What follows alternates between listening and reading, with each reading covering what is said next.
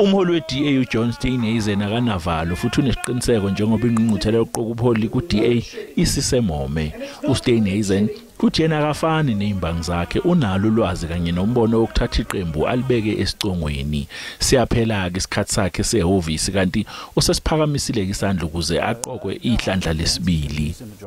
I believe I've got the experience, but also I believe that my style of leadership, which is to bring and build teams. So it doesn't matter where I've served as a leader in eThekwini municipality, in the KwaZulu-Natal legislature, or now in Parliament, very strongly focused on building teams of people who you then unleash to be able to express their talents and do what they do best. uSteenhuissen uthi ngesikhathi sesehhovisi wakwazi ukuguqula izinto eqenjini zabangcono.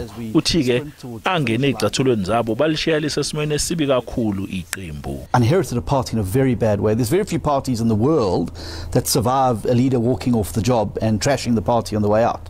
But we were able to pick up that banner, and together with colleagues we've carried it forward now to the point where we are an electoral strength yet again.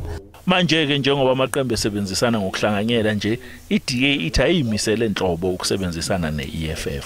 I don't think it would be possible to work at a national level like that, because what Julius Malema wants is very different to what John Steenhuissen wants. Iningizimu Afrika izokwazi esikhathini esingamasonto ambalwa ukuthi ngubani ozodla umhlanganiso okhethweni leDA. Njengamanje bathathu abantu abagaqelile isikhundla.